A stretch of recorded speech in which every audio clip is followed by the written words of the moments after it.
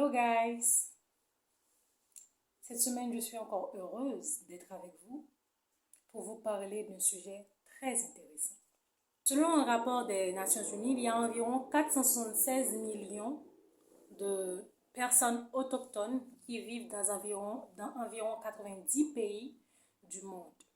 Et la spécificité des peuples autochtones, c'est qu'ils ont un système économique, politique et social qui est différent de notre système actuel.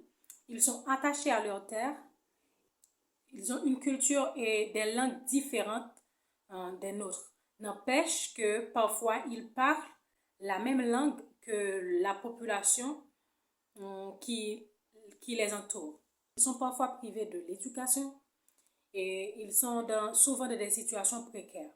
Mais ce n'est pas de ça que nous voulons parler aujourd'hui. Nous voulons parler d'une catégorie d'autochtones spéciale qui est la tribu Arawak.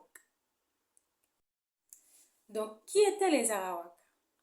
Les Arawaks, ou encore les Amérindiens d'Amérique, étaient les premiers habitants des Amériques avant l'arrivée des Européens, avant la colonisation européenne.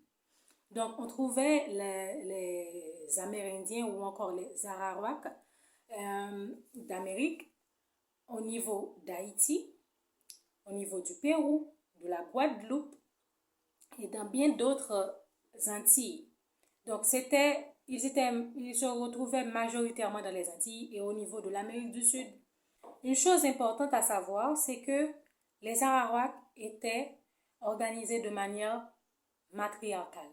Donc, c'était une société matriarcale. Donc, la filiation se passait de mère en fille. Il y avait des chefs femmes, mais généralement, les caciques ou encore le chef du village était généralement un homme. Il y avait aussi les chamans. Les chamans étaient principalement des hommes. Donc, l'organisation du village, donc par village, il y avait environ une cinquantaine de maisons. C'était des huttes qu'on appelait boyaux. Et donc, le chef du village, comme je vous l'ai dit précédemment, s'appelait le cacique. Et la communauté, c'est-à-dire le village, on l'appelait le cacica. Le village, c'était le cacica et le chef du village, c'était le cacique.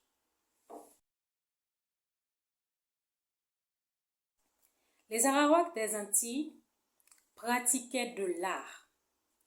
C'est que bien avant l'arrivée des Caraïbes, qui est une autre tribu, et aussi bien avant l'arrivée des colons, donc les Arawaks qui habitaient dans les Antilles pratiquaient ou faisaient de la poterie et de la céramique. Et c'était des objets vraiment très décorés et des choses réellement très jolies. Ils pratiquaient beaucoup la chasse, la pêche, l'agriculture. Avant l'arrivée des colons en Haïti, nous, Haïtiens et la République dominicaine, Haïti et la République dominicaine ne faisaient qu'un seul pays, un seul territoire qu'on appelait Quisqueya. Quisqueya ou Boyo. Et donc, c'est après l'arrivée de Christophe Colomb que Quisqueya se transforma en Hispaniola. Donc, notre île s'appelait ensuite Hispaniola, bien avant la cession entre Haïti et la République dominicaine.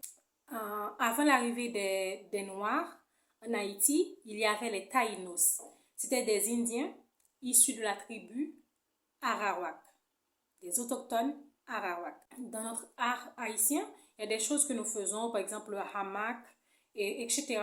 Donc, c'est une culture, des connaissances que les Taïnos nous ont léguées.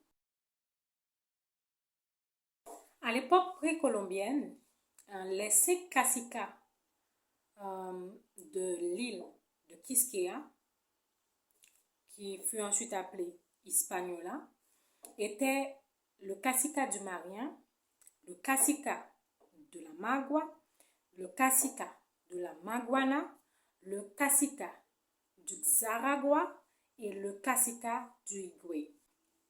Donc, l'histoire de ces Taïnos dans les Antilles et surtout à Quisqueya impacte fortement la vie actuelle des habitants d'Haïti. Nous sommes le mélange culturel de beaucoup de nations, les populations africaines, les populations européennes, les populations asiatiques, les Indiens.